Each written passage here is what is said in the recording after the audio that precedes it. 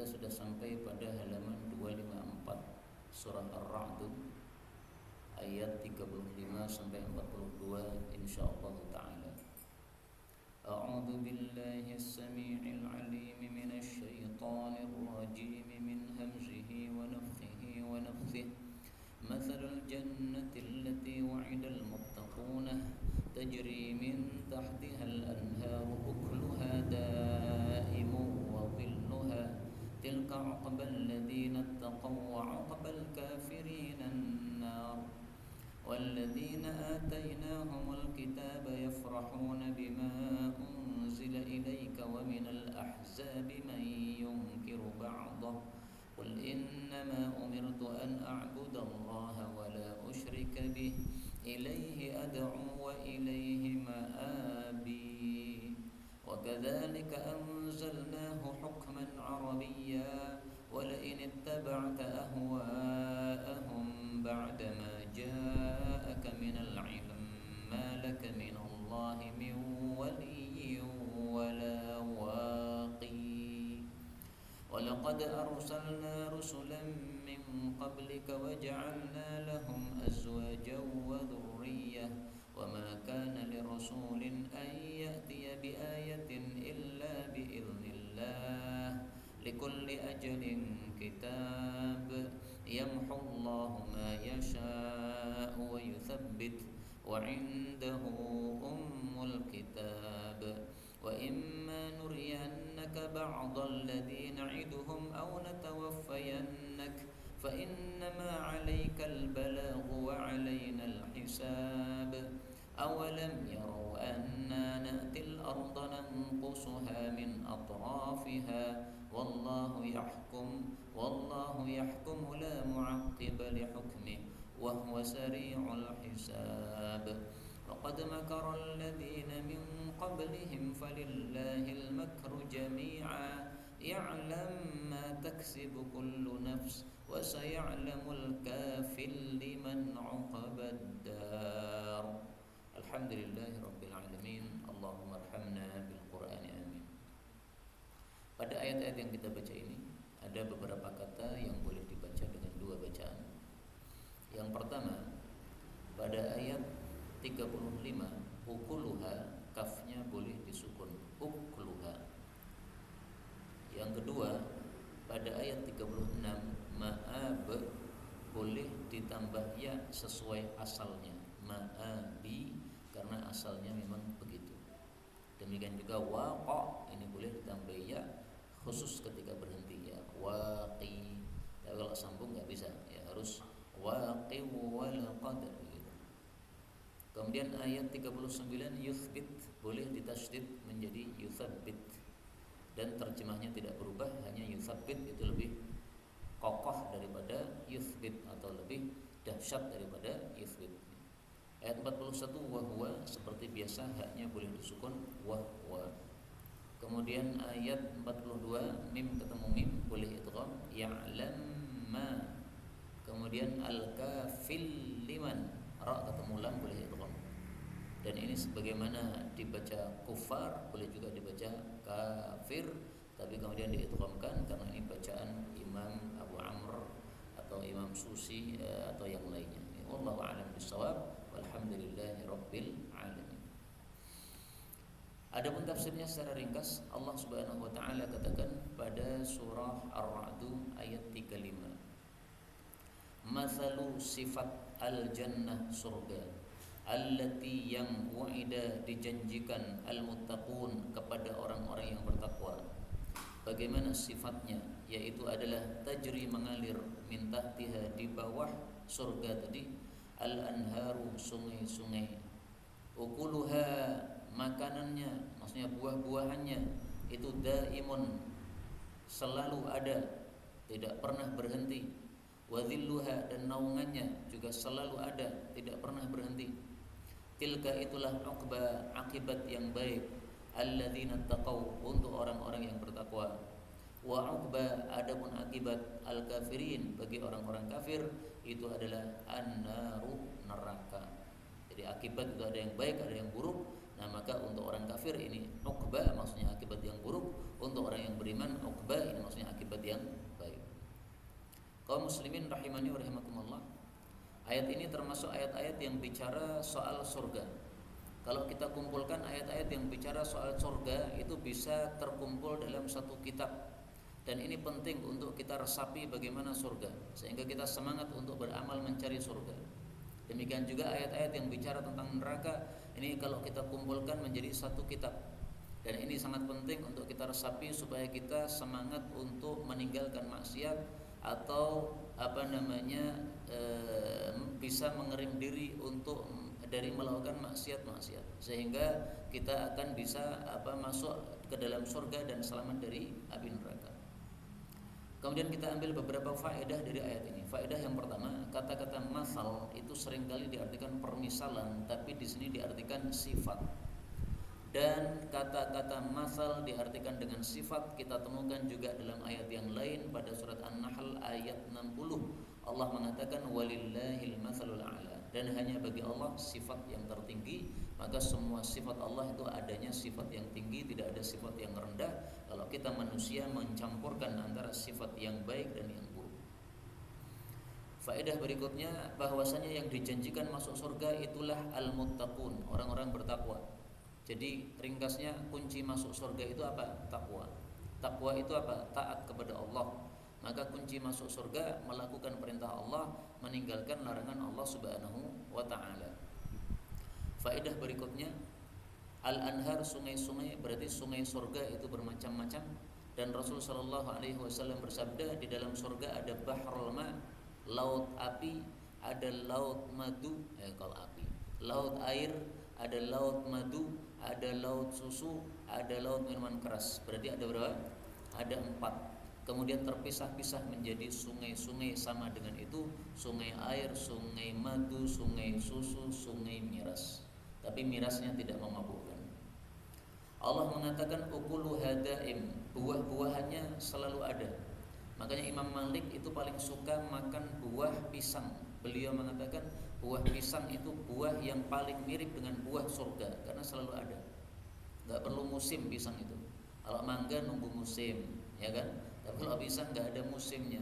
Itu seperti buah-buahan surga, gak pernah nunggu musim, selalu ada. Dalam hadis yang disahihkan oleh sebagian ulama, Rasulullah sallallahu alaihi wasallam bersabda, innar rajul, sesungguhnya seseorang, idza naza'a thamratan minal jannah, kalau memetik satu buahan surga, adat makanaha ukhra, maka kembali di tempat itu buah yang lain. Dalam hadis yang lain, mislaha, kembali 2 kali lipat. Jadi dipetik 1 keluar 2, dipetik 2 keluar 4, bagaimana mungkin akan habis. Ini hadis riwayat Tabarani, derajatnya sahih menurut sebagian ulama. Zilluha, naungannya surga itu juga terus menerus. Kalau di dunia kita bernaung di bawah pohon, itu berjalan 1 meter, 2 meter sudah hilang naungan tadi, karena pohonnya tidak besar-besar banget. Tapi kalau di surga, mari kita lihat bagaimana besarnya pohon di dalam surga. Rasulullah sallallahu alaihi wasallam bersabda, inna fis syajarati la syajarah, sungguh di dalam surga ada pohon besar. Yasirur raqibul jawadal mudmarus sari, seorang pengendara kuda yang sangat cepat, fi dhilliha mi'ata amin, itu berjalan di bawah naungannya selama 100 tahun, ma yaqta'uha, belum selesai dari naungan tadi, belum lepas dari naungan tadi, saking besarnya. Bayangkan Pak, perjalanan naik kuda cepat 100 tahun, itu masih di atasnya masih ada naungan atau bayangan atau rindangan dari pohon surga. Ini Masya Allah tidak pernah kita temukan di dunia. Maka Allah katakan itulah akibatnya orang-orang bertakwa, dan kita berdoa kepada Allah mudah-mudahan semua kita termasuk orang-orang yang masuk surga tanpa hisab, tanpa adab. Amin ya rabbal alamin. Allah menutup ayat ini dengan kalimat wa ubbal kafirinan nar, akibatnya orang-orang kafir adalah neraka. Setelah bicara tentang surga lalu bicara tentang neraka, ini disebut ayat-ayat masani yang disebutkan di dalam surah Az-Zumar ayat 23. Quran adalah kitaban mutasyabihan masani, satu kitab yang ayatnya mirip-mirip dan ayatnya masani, yaitu setelah bicara tentang surga lalu bicara tentang neraka dan sejenisnya. Lalu Allah mengatakan pada ayat 36, walladzina, dan orang-orang yang atainahum, telah kami berikan mereka al-kitab, kitab itu yaitu Al-Quran, Yafrahuna, mereka senang, bima unzila, dengan apa yang diturunkan, ilaika, kepada engkau. Wa minal ahzabi, dan dari kalangan komplotan-komplotan kafir, man, ada orang yang yungkiru, mengingkari, ba'dahu, sebagian Quran. Qul, katakanlah wahai Nabi, innama, sesungguhnya tiada lain, umirtu, aku disuruh, an a'budallah, untuk menyembah Allah, maksudnya mengesahkan Allah, wala usyrika bih, dan tidak menyekutukan Allah. Ilaihi, hanya kepada Allah, ad'u, saya mengajak, wa ilaihi, dan hanya kepada Allah, ma'abi, tempat kembaliku. Ayat ini memuji sahabat-sahabat Nabi sallallahu alaihi wasallam. Mereka adalah orang-orang yang diberi kitab, yaitu Quran, dan mereka sangat senang terhadap wahyu yang diturunkan oleh Allah kepada Nabi Muhammad sallallahu alaihi wasallam. Alladzina atainahumul kitab, orang yang kami beri kitab, itu biasanya tafsirannya adalah ahli kitab, Yahudi Nasrani. Tapi di sini oleh Imam Baghawi ditafsiri, ini sahabat-sahabat Nabi. Mereka kami beri kitab, yaitu berarti kitabnya apa? Al-Quran. Kalau di dalam ayat yang lain, kami beri kitab, maksudnya Taurat, Injil. Nah, maka kita mengetahui tafsirannya berbeda seperti ini ya dari para ulama. Tidak boleh kita ngawur sendiri. Ini menurut saya ahli kitab, enggak bisa. Ini menurut saya sahabat, oh enggak bisa. Jangan menurut saya. Bagaimana tafsiran para ulama kita ikuti. Maka tafsiran ini sesuai dengan ayat yang lain. Pada surat At-Taubah ayat 124, Allah mengatakan, fa'ammal ladzina amanu, adapun orang-orang yang beriman, waktu itu adalah sahabat-sahabat Nabi sallallahu alaihi wasallam, fazadathum imanan, maka ayat yang turun itu menambah iman mereka, wa hum yastabsyirun, dan mereka senang dengan ayat yang turun tadi. Nah, semakna dengan ayat ini, yafrahun, mereka senang dengan apapun ayat yang diturunkan oleh Allah Subhanahu wa taala. Kalau orang-orang munafik, setiap kali turun ayat, mereka itu dak-dikduk, khawatir, takut nih. Turun ayat apa ini? Apakah ayatnya akan mencela kita? Mereka kalau dicela oleh ayat Quran, mereka jadi tersibak rahasianya oleh manusia, sehingga mereka merasa malu dan tidak suka kalau ada ayat yang turun. Apalagi ayat-ayat yang mengerikan, ada perintah jihad, mereka ketakutan. Ada perintah yang mengerikan, mereka ketakutan. Tapi kalau orang-orang yang beriman, maka setiap ayat turun yafrahun, mereka bahagia. Disuruh apapun oleh Allah, bahagia. Kenapa? Perintah Allah pasti baik. Allah itu al-barru, maha baik. Diperintahkan jihad, berangkat jihad. Kenapa? Baik. Mati baik, menang baik. Menang dapat ghanimah, senang. Mati dapat mati syahid, senang. Ya, semuanya serba senang. Kita ambil beberapa faedah dari ayat ini. Faedah yang pertama, yafrahun, mereka bergembira dengan Al-Quran. Ini menunjukkan bahwa sifatnya orang-orang yang baik itu adalah bergembira dengan Al-Quran. Maka mari kita tampakkan gembira kita dengan Al-Quran. Bagaimana itu baca Quran setiap hari. Kalau kita tidak membaca Quran setiap hari, itu tingkahnya seperti orang yang benci sama Quran. Mungkin tidak ada perasaan benci, tapi sikapnya seperti orang benci. Buktinya nggak pernah dipegang. Kalau kita senang itu kan selalu didekati, selalu dipegang gitu kan. Nah, buktikan bahwa kita itu yafrahun. Kita senang dengan Quran. Bagaimana? Baca pagi, baca sore. Saya usulkan di samping kepala kita tidur, taruh Quran. Kalau kita ngelirir jam 12 malam, ambil Qurannya, baca satu ayat, dua ayat, atau satu halaman, dua halaman, taruh lagi karena masih jam malam, belum waktunya bangun. Jam 12 misalnya, kita lumayan sudah baca satu ayat, sudah baca satu halaman. Berapa pahala yang kita baca dapatkan itu? Satu hurufnya dapat 10 pahala. Nah, satu ayat sudah berapa huruf? Nah, maka mari kita mendekatkan diri kepada Quran. Buktikan bahwa kita ini orang-orang yang beriman, dengan yafrahun, bahagia, bersenang hati dengan sebab Al-Quran. Faedah berikutnya, Allah mengatakan sebagian komplotan kafir ada yang mengingkari sebagian Quran. Apa contohnya orang kafir mengingkari sebagian Quran? Dicontohkan oleh Imam Baghawi, yaitu mereka mengatakan pada surat Al-Furqan ayat 60, qalu wa mar-rahman. Ketika dikatakan sembahlah Ar-Rahman, mereka mengatakan siapa Ar-Rahman? Kami enggak kenal Ar-Rahman. Padahal Allah itulah Ar-Rahman yang sudah memberikan rezeki kepada mereka. Mereka taunya istilahnya Allah, tapi kemudian diselewengkan namanya menjadi Lata. Maka mereka menyembah Lata dan Uzza, itu selewengan dari nama Allah, Allah dan Al-Aziz. Sehingga mereka mengingkari nama Ar-Rahman tapi tidak mengingkari nama Allah Subhanahu wa taala. Ini berarti mengingkari sebagian isi Quran. Nah, kalau ada orang mengingkari sebagian isi Quran, tidak mengimani semuanya, apakah nasibnya itu dianggap mukmin atau dianggap kafir? Allah Subhanahu wa taala menjawab pertanyaan ini pada surat Al-Baqarah ayat 85. Afatu'minuna bi ba'dil kitab wa takfuruna bi ba'd? Apakah kalian iman kepada sebagian isi kitab dan mengkafiri sebagiannya? Fama jazaa'u man yaf'al dzalika minkum illa khizyun fil hayatid dunya. Maka balasan orang yang melakukan itu adalah direndahkan di dunia, dan di akhirat akan dimasukkan ke dalam siksaan yang paling dahsyat. Berarti mereka dianggap oleh Allah sebagai orang-orang kafir. Maka iman kepada Quran ini harus total, tidak boleh iman kepada sebagian saja. Itulah tingkahnya orang kafir, yungkiru ba'dah, mengingkari sebagian Quran, mengimani sebagian Quran. Faedah berikutnya, kata-kata a'budallah, saya menyembah Allah, sudah sering disampaikan. Tafsiran Ibnu Abbas, setiap kata-kata sembahlah Allah dalam Quran itu maksudnya adalah esakanlah Allah. Karena kalau hanya menyembah, orang-orang kafir juga nyembah, tapi caranya dengan syirik. Dan perkataan Ibnu Abbas ini sesuai dengan ayat ini. Setelah kata-kata a'budallah ditambahi la usyrika bih. Jadi nyembah itu tidak cukup nyembah, tapi harus disertai dengan meninggalkan syirik alias mengesakan Allah Subhanahu wa taala. Faedah berikutnya, ilaihi ad'u, hanya kepada Allah saya mengajak, saya menyeru. Inilah dakwahnya Nabi.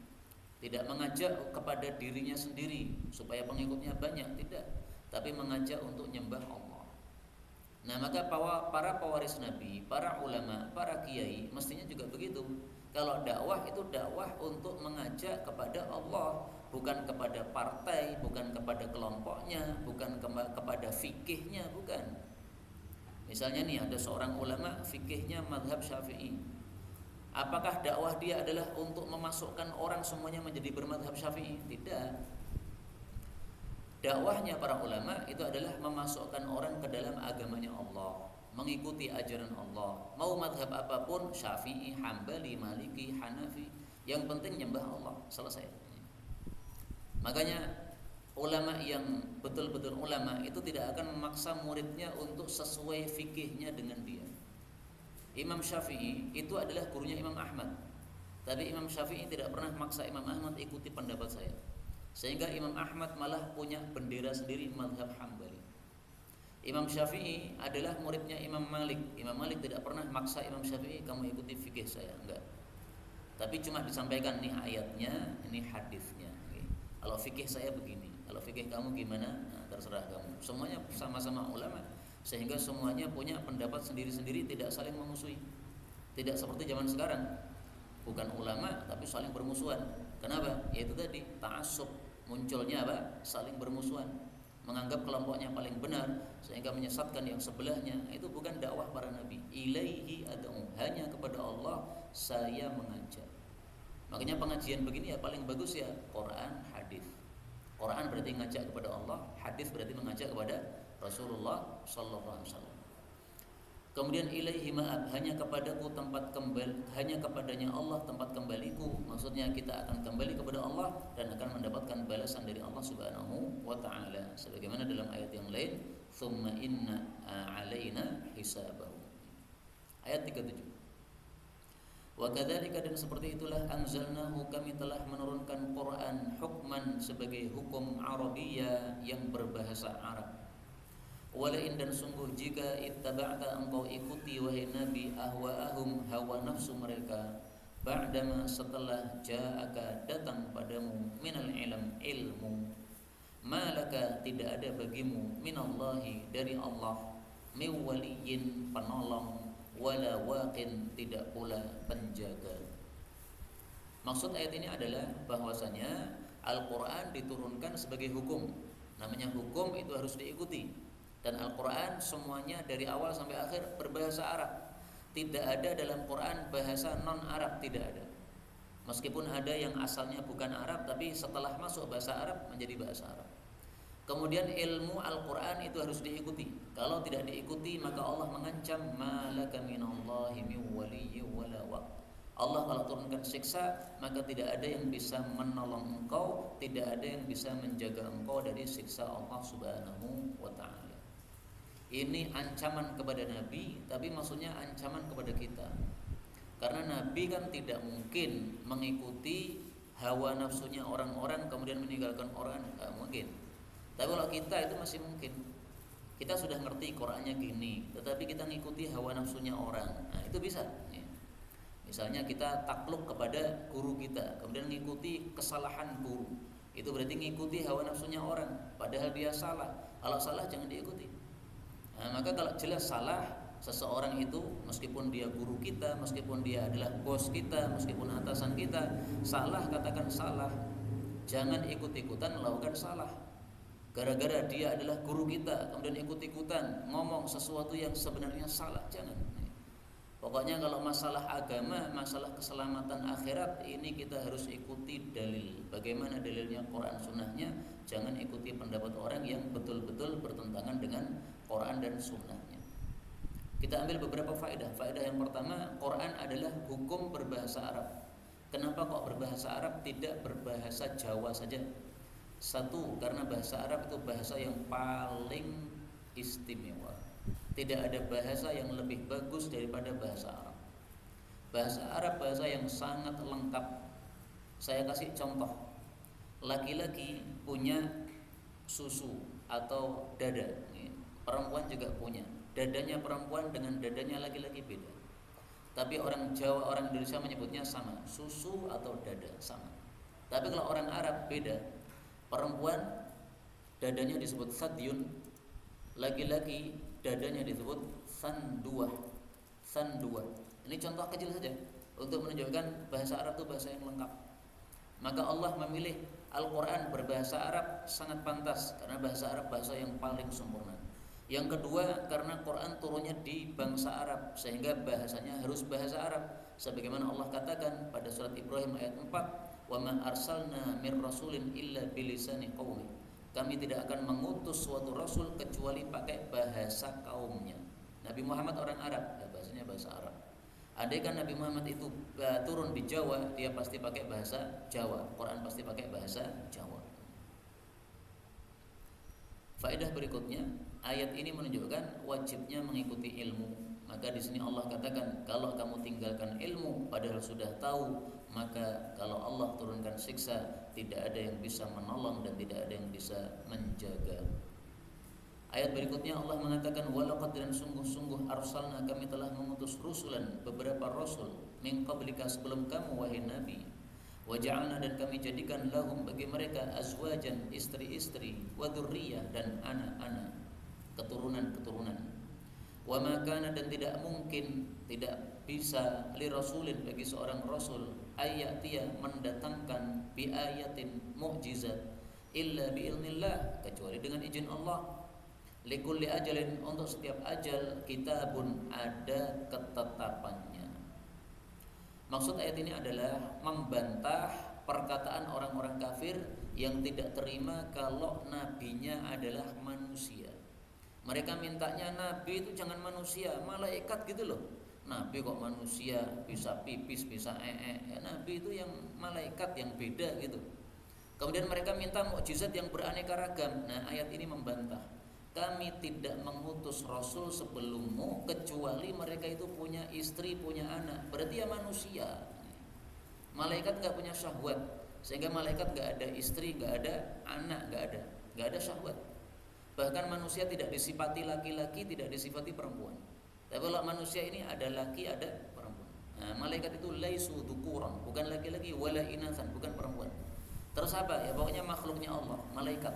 Kita nggak pernah tahu bahwa mereka laki-laki atau perempuan, sehingga tidak disifati laki-laki atau perempuan. Kemudian Allah Subhanahu wa taala menjelaskan juga bahwasanya rasul itu tidak mungkin mendatangkan mukjizat kecuali dengan izin Allah. Jadi mukjizat itu bukan keinginan Nabi, bukan.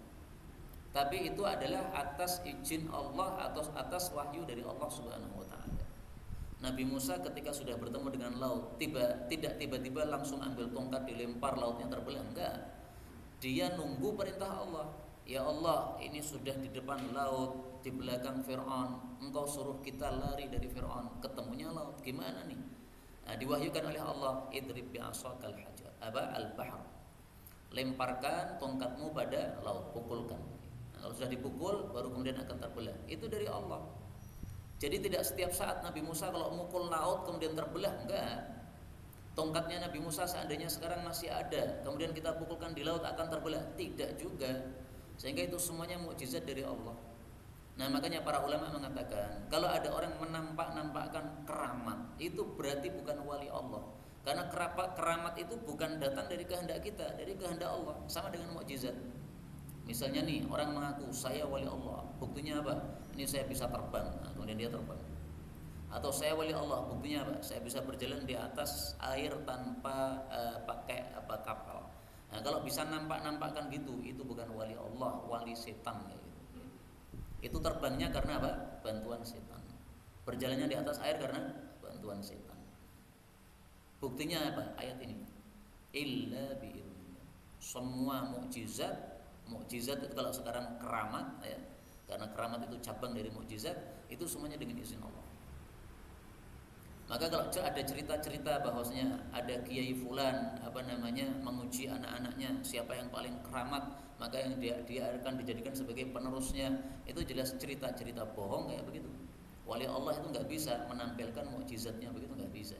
Itu dibohongi saja, dikibuli saja sama ahli cerita.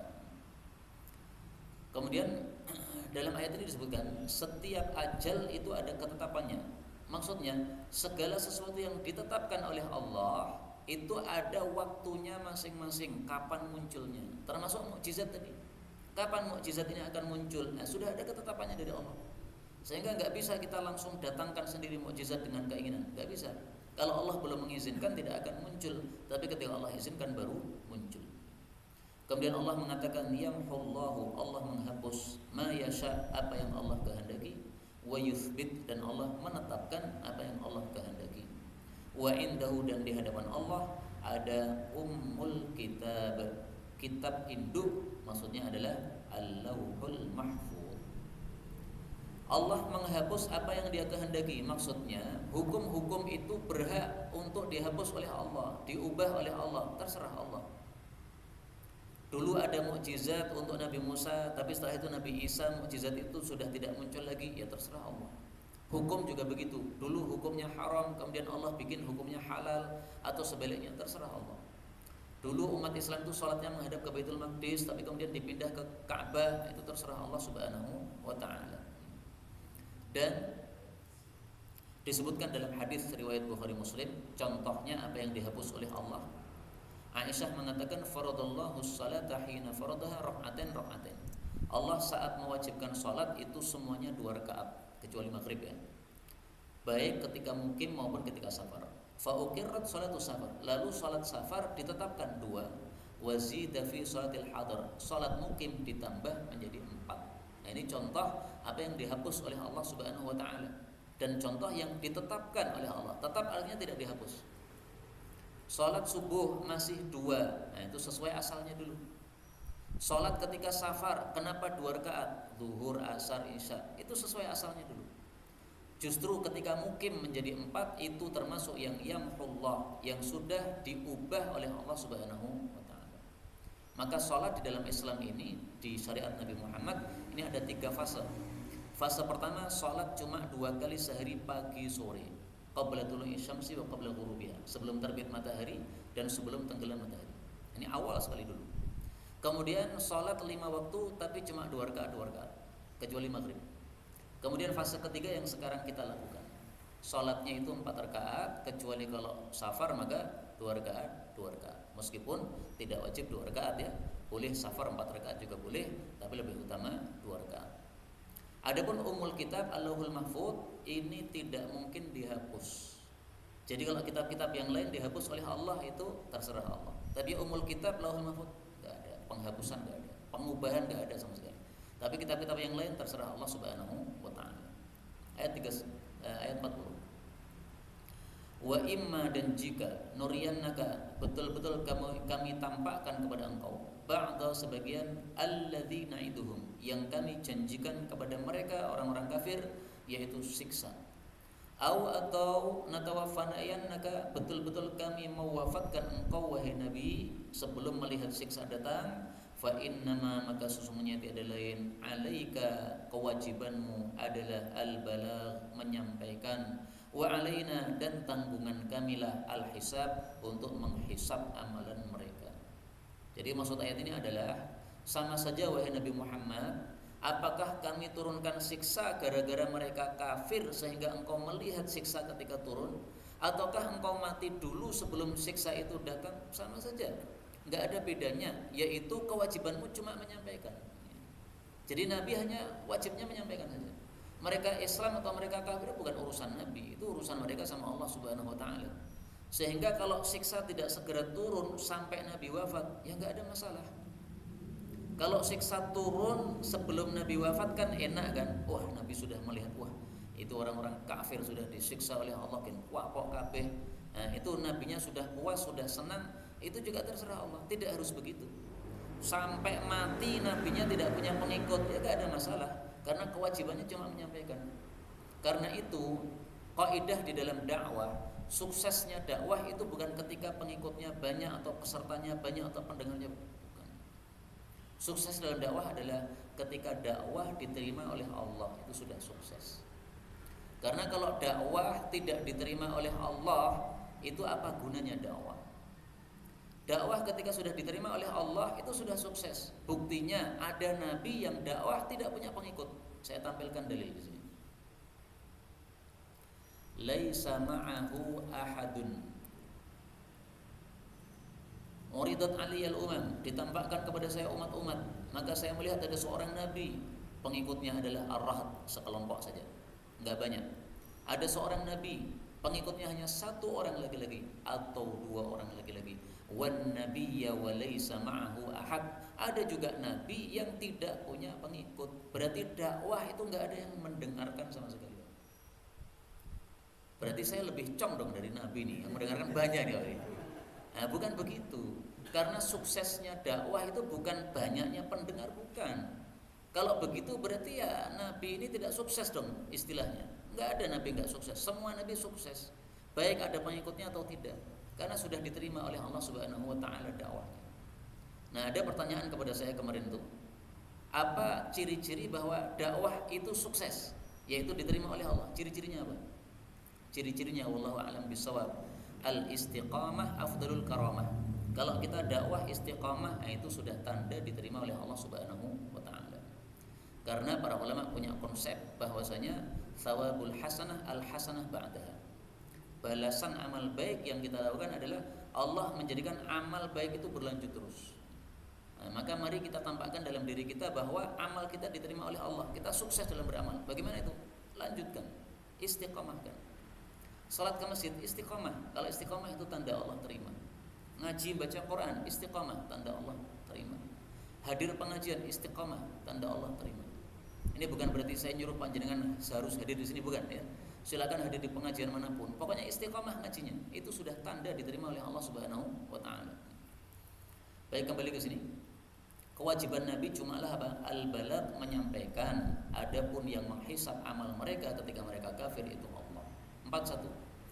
Awalam yarau, apakah mereka tidak melihat, anna, bahwasanya kami Allah, na'til arda, mendatangi bumi, nangkusuha, kami mengurangi bumi, min atrafiha, dari ujung-ujungnya bumi. Maksudnya apa ini? Maksudnya negara kafir itu semakin berkurang karena ditaklukkan oleh umat Islam. Sehingga ini negara kafir gabung dengan negara Islam. Itu yang dimaksud nangkusuha, kami kurangi bumi mereka dari ujung-ujungnya, alias mereka kalah terus. Artinya apa? Kalahnya orang-orang kafir itu sudah tanda bahwasanya Nabi Muhammad itu betul-betul Nabi. Kalau memang dia itu bukan Nabi, tidak mungkin akan dikasih pertolongan sama Allah. Dulu dia sendiri diusir dari Mekah menuju Madinah cuma 2 orang, tapi kemudian bisa mengalahkan orang-orang kafir, sana kalah, situ kalah. Itu sudah mukjizat itu. Sehingga tidak perlu minta mukjizat lagi, sudah cukup. Wallahu, dan Allah itu yahkum, memberikan hukum, la mu'aqibah, tidak ada yang menolak, li hukmi, untuk hukumnya Allah. Wa huwa, dan dia Allah itu sari'ul hisab, cepat hisabnya. Nah, salah satu hukumnya Allah yang ditetapkan apa? Yaitu berkembangnya Islam dan tersebarnya Islam sampai ke seluruh dunia. Ini sudah hukum Allah, nggak bisa ditolak. Ada orang pengen menghabisi Islam di atas muka bumi, sehingga semua umat Islam dibunuh, dimatikan dengan cara misalnya disebarkan COVID misalnya. Enggak bisa. Ini sudah hukum Allah. Allah sudah menjanjikan pokoknya Islam ini akan mutimmu nurahu, akan sempurna sampai ke seluruh dunia. Sehingga umat Islam dibunuh semuanya, enggak bisa, enggak akan berhasil. Terakhir 42, waqad makara, dan sungguh telah berbuat makar alladzina min qablihim, orang-orang sebelum mereka, yaitu sebelum orang-orang kafir Makkah.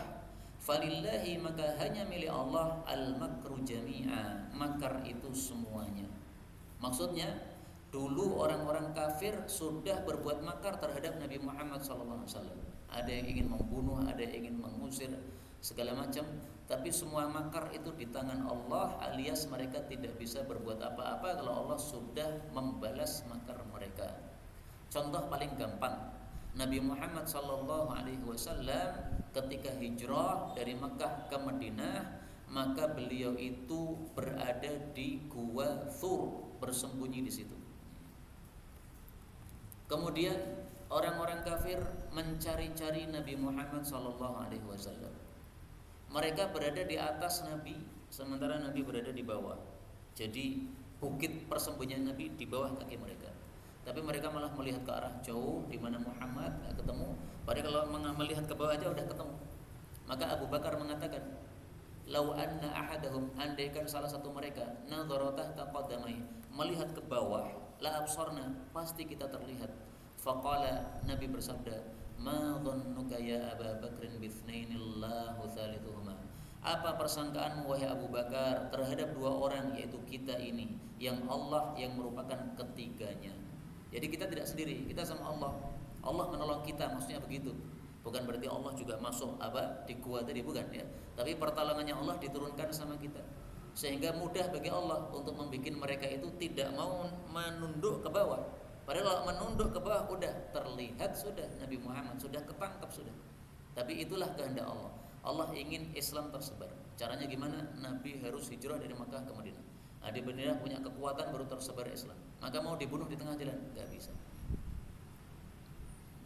Maka Allah mengatakan di sini, walillahil makru jami'a, ya, semua makar itu di tangan Allah Subhanahu wa taala. Ya'lamu, Allah mengetahui, ma taksubu, apapun yang dilakukan kullu nafsin, oleh setiap jiwa. Wa saya'lamul kafir, dan orang kafir akan mengetahui, liman, bagi siapa, uqbaddar, akibat yang baik di kampung akhirat, maksudnya adalah surga. Untuk siapa nantinya mereka akan tahu, apakah untuk mereka ataukah untuk kita. Dan sudah dijawab oleh Allah untuk siapa kampung akhirat yang baik pada surat Ar-Ra'd ayat 22. Walladzina sabaru ibtigha'a wajhi rabbihim wa aqamus salata wa anfaqu. Orang-orang yang sabar, orang-orang yang menegakkan salat, orang-orang yang infak, orang-orang yang menolak keburukan dengan kebaikan. Merekalah yang mendapatkan uqbaddar, akibat yang baik di kampung akhirat. Maka kalau kita ingin masuk surga, ini kuncinya: 1, sabar; 2, tegakkan salat; 3, infakkan harta; yang keempat, yadra'una bil hasanati sayyi'ah, keburukan orang balaslah dengan kebaikan. Contoh paling gampang, panjenengan diejek tidak usah membalas, panjenengan dituduh tidak usah membalas. Yadra'una bil hasanati sayyi'ah. Wallahu a'lam bishawab, walhamdulillahi rabbil alamin. Ada pembahasan, dipersilakan.